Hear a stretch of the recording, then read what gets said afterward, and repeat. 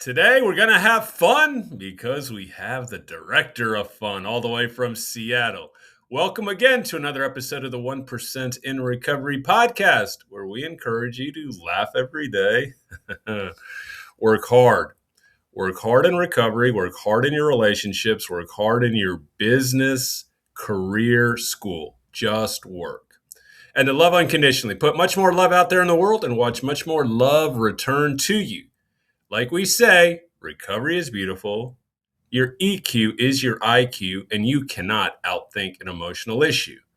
Now we encourage people to go to the website lifeiswonderful.love, LOVE, download the free, I repeat, the free Recovery Growth Scorecard, where you start your journey of recovery and healing, introducing natural dopamine, endorphin, serotonin, oxytocin, things that you can start now, today, and start changing the neuroplasticity in your brain.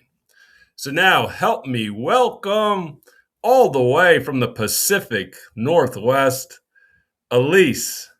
How are you feeling today?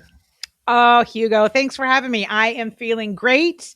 You're not going to believe this, but it is raining in Seattle. Can you believe it? It is raining. It's very damp.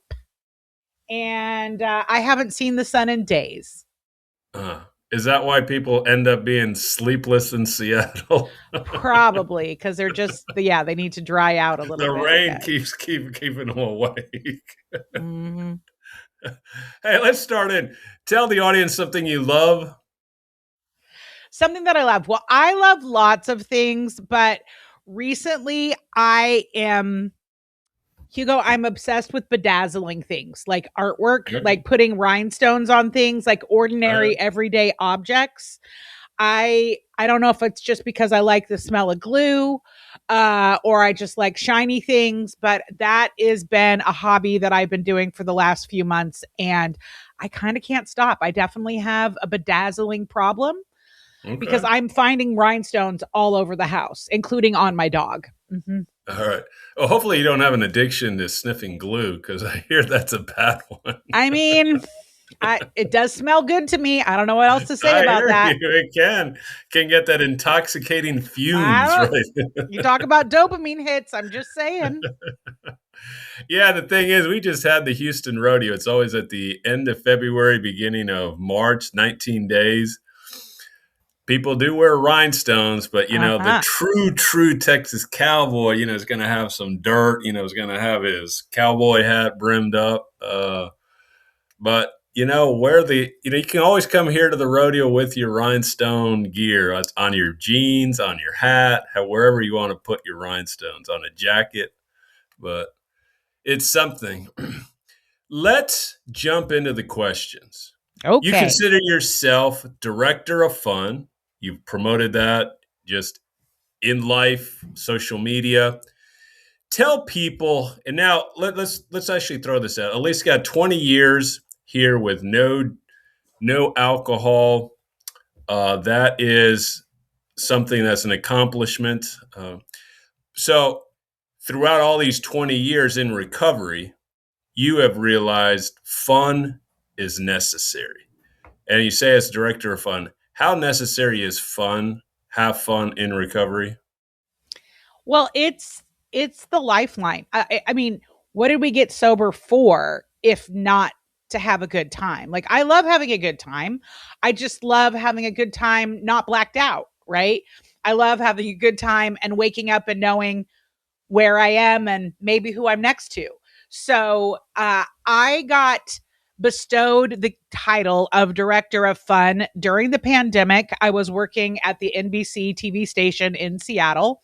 I had been there for a handful of years, and I was definitely the fun girl in the office, putting together the events, putting together the big activations for sponsors that integrated with TV shows. And I just brought a lot of zest to everything. And so on a call, they were giving out awards, and I won some Truth Teller Award. And so right on the spot, I asked the general manager if I could change my LinkedIn title to Director of Fun, since I had been dubbed that.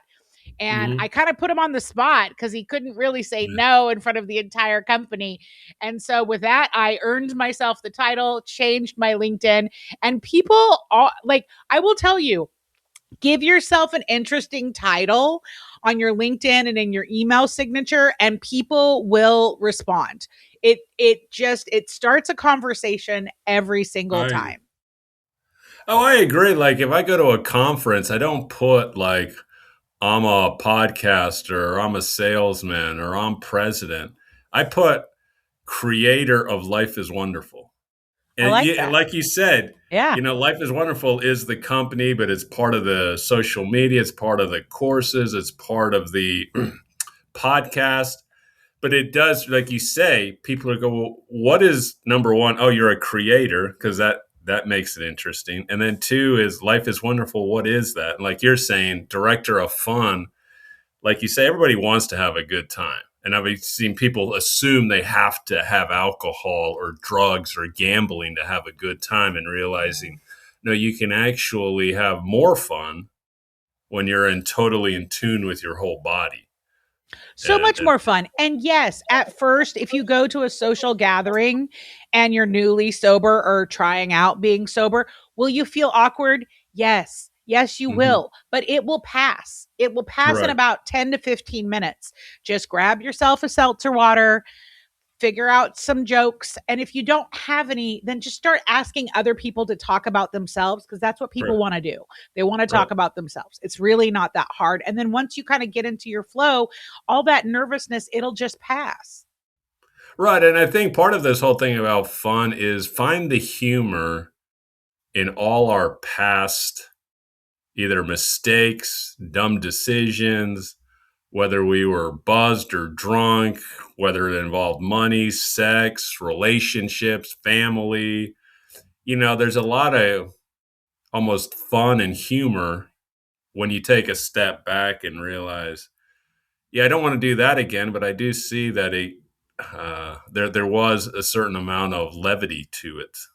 And Well, then I and think we can accept it better. yes. And you know that you're surrounded by the right people. Like, there are certain jokes that I tell that are recovery jokes or my Yeah. sober jokes or what my life was like before I got sober. And Uh, if you tell that to the wrong room of people, they may not think it's funny, right? right. But when you do tell the jokes, like I have this one joke, when people find out that my son is 29 or whatever age he's been, I always get mistaken, like, whoa, like, how do you have a 29-year-old? And my comeback is always, well, I had him when I was 12. And you know what? That joke doesn't land all the time, Hugo. It doesn't land all the time. But when it does, I know that I like the person that's laughing, because I'm like, okay, we're going to get along just fine because you're not taking yourself too seriously. Right. Because then they start thinking about They're like, what were your parents like? Where did you live? What yeah, was this? Was it a But I family knew when I met member? you that you were a lot of fun because I loved your shoes. I was like, what's up with the guy with the shoes? I got to talk to him. Exactly. So if everybody doesn't know this, I went on Instagram. It was actually during COVID, and I saw I remember I was meeting up with a girlfriend for breakfast, and we went up to Snooze, which is a breakfast place. They might have them in Seattle, but they have them in like different cities. A lot of pancakes, waffles. And so I went and I posted my food. I connected to Snooze, and then I saw through their feed that there was some guy who had made these shoes with pancakes. And so then I went and he made me shoes for Life is Wonderful. The one you saw were about podcasting, the Mm-hmm. 1% in recovery. And then I made another pair for the system that I have on Recovery Freedom Circle. So I like having unique sneakers, kicks, and like you say, it brings a flair to I think just to your outfit, as well as when people get it, they get it. And there's other people who see like, well, that seems weird. I go, all right. Why would you spend money on that? I go, I don't know. People spend money on all kinds of things that make them Yeah. that bring joy to their life, and I get repeated use out of it because I can keep wearing the shoes. Well, and they definitely are memorable, right? And when in early sobriety, I met this woman. She was 800 years old and 800 years sober. Like, And Mhm. she would dress so eccentrically. Like she just didn't care what anybody thought. She just wore what she wanted. She wore big crazy glasses. And I remember thinking, wow, that's really bold. But now that I'm older, I get it. Like I Right. care less what other people think. And when I wear something fun, whether it's leopard print overalls or some crazy bedazzled sneakers, like they make me feel good. And if I feel good, I'm a lot more fun to be around. Exactly. All right, let's jump into question 2. Tell us about your joys because you have a lot of talents, you have a lot of interest, podcasting, brand building. You mentioned, media. Tell us about those joys and any other joys that you have and that have kind of almost grown these last 20 years. Well, I love the art of storytelling brings me joy. Whether it's the storytelling professionally of a brand or it's the storytelling of somebody's background, their experience, their bad dating story. I don't care. I love stories. I love to be entertained by them. Growing up, I was an avid book reader. I've always been glued to the television. I love to see different stories. I love live theater. And so I worked in traditional media for many, many decades. And I was always on the sales, marketing, advertising side. So the one bringing in the money. So I wasn't the one creating the stories or crafting the stories, but I was adjacent to them. So I kind of got this like front row seat at learning what makes a good story, learning a lot about the hero's journey, learning from the experts that were putting these stories together, whether they were long form or short form, didn't matter. And then with the explosion of social media and having, everybody having a phone in their pocket where they can craft their own social story. And growing up, I was a scrapbooker. I love to capture moments in time and then put them into a book so I could look back and remember what a fun day something was. Sorry, I'm allergic to a Mhm. good time, apparently. Excuse the sneeze. And so when the pandemic happened, I thought, well, we're going to be here for a while. I want to look back at all this bonus time that I'm getting now that I'm stuck at home. And I want to make sure I use my time wisely. So I was like, I'm finally going to write that book I've always wanted to write. Yeah. Well, Hugo, books take a long time to write, and Mhm. there's not like immediate gratification in writing a book because they take a long time to write. So I started chipping away on that. It's still in progress, but it'll be a while before that ever sees the light of day. But then I decided to launch the Sober Curator, which is a lifestyle hub where we curate and create original content for people that identify as living in long term sobriety or long term recovery, whatever label works for you.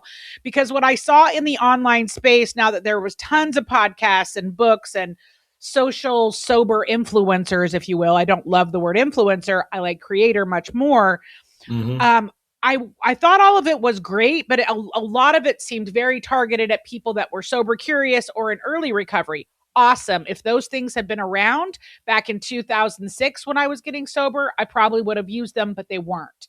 So what I was looking for was where was the content for the people that were 10 years sober, 15 years sober, 20 years sober? We still have problems. We still have challenges. They're just Right. classier problems, right? They've got better stories. And so I launched the Sober Curator with a couple of friends on my dining room table with my laptop, taught myself a few things about WordPress and graphic design. And 5.5 years later, we've had over 1 million people to the site. I have 38 contributors to the site globally. Most of them are in the United States. We've got 2 in Canada, as you would imagine. They're very nice. We have a few in the UK, one in Portugal, one in Spain. And we've created over 3,000 pieces of content. And you know what? Not all of it's good. Okay. Some of it I I look get it. back and I'm like, ooh, I could have done better on that. But then there's some pieces that are still just as strong as they were when we published them 5 years ago. So I'm having a lot of fun capturing and archiving the way that sobriety and recovery shows up in pop culture through the headlines, through the movies and the screens, the theaters, shows, the books. Like the way that our storylines are evolving is great because what we're seeing is we're no longer only portrayed as the rock bottom people that sit in church basements and go to rehab, and then you have no idea what happens to the rest of their story. We're starting to see more characters developed that the main character has 10 years sober or 15 years sober. And that's exciting to me as someone in long term recovery. I want to see the stories of people that I identify with now, not just who I used to be. I get it. And yeah, the stories, even though life goes through, like last year, I think we talked about, well, I mean, I talked about like, I lost my mother finally passed. She was 90 last year. And, we still have to, whether you're drunk or sober or in recovery, you're still going to have to deal with death. You're still Yes. like, you're in the middle of some type of, changing residence that you still got to either move, whether it's a job, whether it's a business, whether it's a house, whether it's a relationship. We still got to deal with, and all that creates emotions, creates feelings that we still have to deal Yes. with. And they're all not just like, oh, happy go lucky just because you're not drinking or drugging, or in my case, drinking or gambling. That we still got to deal with, money, love, sex, God, all those things. There's still questions. Today happens to be Holy Thursday, and it's always my favorite. I don't go to church or mass regularly, but I always go on Holy Thursday with myself or with someone else. Usually it'd been family, because it means something. But we always have those certain days. And like you're saying, the stories now don't start with, well, I was drunk and then this happened. It's just like, well, I woke up and this MF hit me with his car, and then it has gonna. The beginning starts different. That's the only thing. It doesn't start off with I had 3 tequila shots or I had a 6 pack or whatever, whatever it was. Now it's just it has a different beginning, but we still has stuff that'll either make us joyful or will make us angry. Well, and here's the thing, we don't have alcohol and drugs that we can blame things on anymore, right? So we have to be like, oh, yeah, no, I made that terrible decision stone cold sober. Like, I'm a jerk. And we have Right. to own our stuff in very real time. And you're right. Like, life still happens, there's loss. Our isms move around. Like, I've definitely had problems with workaholism over the last 2 decades. At 10 years sober, I had emergency heart surgery at the age of 40. And that is, although there were a lot of contributing factors, being a workaholic, working 80, 90 hours a week like a maniac, like that was a contributing factor, right? And so, yeah, we have a lot of good things, but we still go through the normal hardships. Right. And it's not always easy. And some of us, yeah. Do I still occasionally think about drinking or see somebody that leaves like a glass half full and I'm like scratching my head like, are you going to finish that? Right? Yes, of course that happens. But I just let it pass. I don't act on it anymore. But the thoughts are still there because these thoughts come in that I'm like, oh, I'm so much more mature now. Things would be so different now. Okay, no, I'm definitely not more mature. Like, definitely not. And it wouldn't be different. It wasn't different from the get go. I drank alcoholically from basically day one. So, in what delusional world do I think that I could do it now without consequence? Like, no. Right. I heard this in a meeting once. Growing old is mandatory. Growing up is optional. I like that. I like that a lot. And we'll actually put this stuff. Well, just so everybody knows, the social curator, everything else that you're involved in, it'll be in the show notes so people can tap in, listen. She's got an excellent podcast. I've listened to a number of episodes. I highly encourage people to listen to many, many more podcasts because there are some good ones. We happen to meet at Podfest, the largest podcasting conference this past January in Orlando. This was my second time. I went in 25 and now in 26. And I've gotten a lot out of it. Not only just meeting maybe other recovery or people in some type of recovery podcast, but just people in other podcasts. And you just learn, just meet new people because now podcasting is something that I truly love to do. Well, it's storytelling. And, going to that convention, it was my first time. And I was like, what is this going to be like? It's going to be 2 to 3,000 people that all love to talk. Like, how are we going to cut each other off? Like, what's that going to be like? But it was great. I met yourself included, I met some really incredible people at that convention. And I'm not a big, I love to go to conventions person, but I definitely had a good time and I definitely got things out of it. Yeah, and just out of it, we had this like almost an impromptu 12. It's kind of just like a generic 12-step meeting. Hmm. And there was two guys in there as well. One of the guys has a podcast, Sober Shenanigans, and he was on the podcast like 2 weeks ago. I liked how I try to encourage. There's a couple other people that are still maybes, but I like you two jumped at it. You guys were like, yeah, let's share, and I'll be more than happy to be on my podcast. And I appreciate that's why I like other podcasters. They know what to do, how long to say. You don't have to really coach them as a Yes. guest. And I definitely want to get your podcast added to on the website. We archive a lot of things. We have a book library with almost 200 book reviews. We've got movie reviews, but we also have podcasts. And so you go to the podcast page, we call it Recovery Podcast Land, and you can see everybody's album covers. And then when you click on their podcast album cover, it takes you Oh, to their custom page where we put in all the links so you can find them in all the places, the RSS excellent. feed if we can grab it. And so I'd love to add you to that section, because we want when people land on the page to go like, oh shit, like look how many people out there are sharing their stories. Like there's got to be Right. somebody in here that I identify with. Right. And as you said, you're writing a book. I finished writing a children's book. I'm now kind of in the middle of praying it. It's about emotional intelligence, teaching kids, and it's bilingual because my parents were Bolivian. And then also, I wrote the 12 steps in a manner that I felt was much more in kind of in tune. I'm in the middle of that. Kind of like you said, it takes a while to write a book. But let's jump into question 3. You always hear that statement, keep coming back, keep coming back, keep coming back. I'm a big believer in 12-step rooms. I'm a believer in therapy. I'm a believer in retreats. I think there's a lot of those things because you just learn each year. What does that saying really mean to you, and why is it important for people to keep coming back?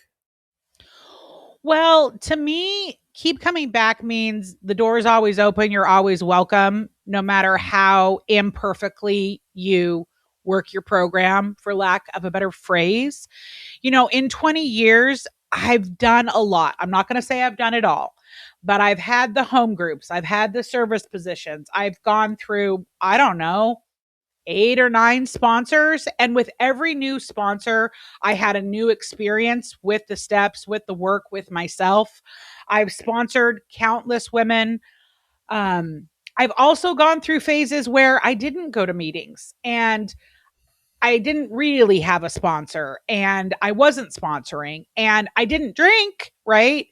But I also ended up in some not happy places too. And so what I love about Keep Coming Back is you get to make this journey whatever you make. There's no right or wrong way to do things. And if you can set the dogma that's sometimes out there aside and find out what works for you. And I love that you talk about 12 step, but you also talk about therapy. Like there's a lot of layers to the onion. And if you're in the camp that you believe what we have is a progressive illness, which I believe, then that means I have to have a progressive recovery. What worked for me 10 years ago is probably not going to work today, right?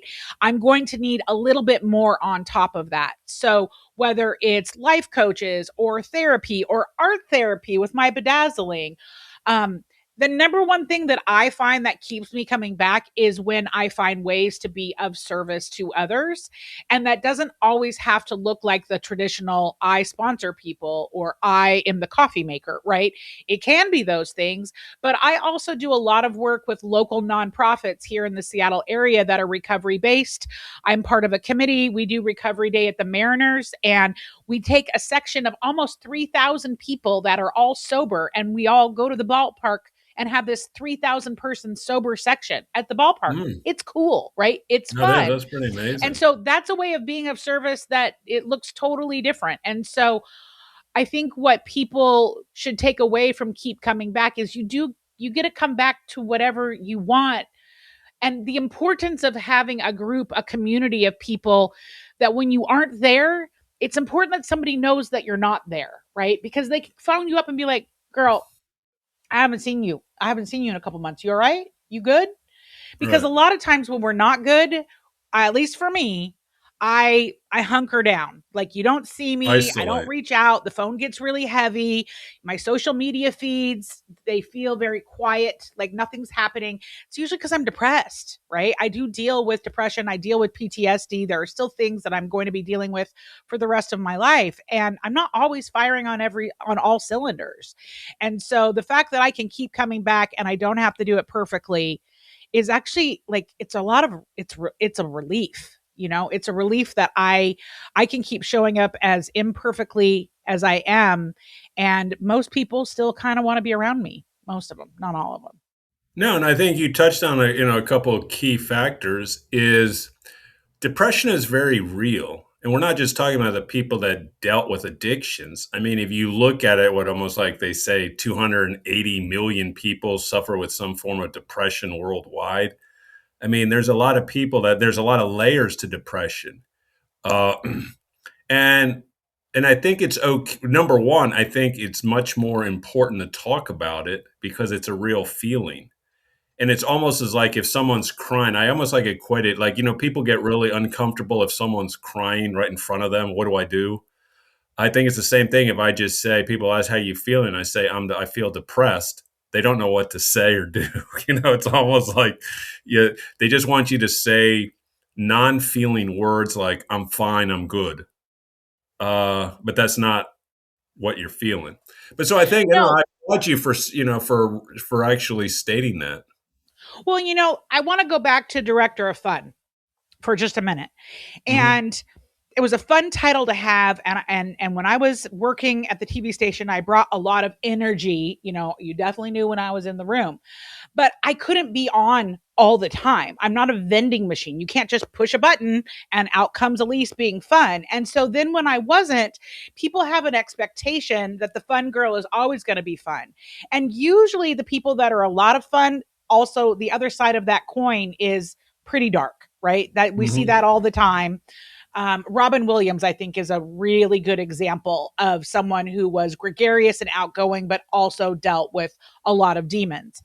And so it's important for people to know that I can remember like like people in management coming up to me like, are you like, why can't you smile more? Or you weren't your normal fun self in that meeting. It's like, I can't be all the time. Like, that's not Right, realistic.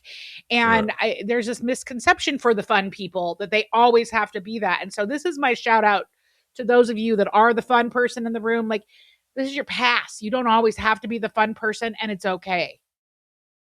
I hear you. Well, that concludes our three questions here on the podcast.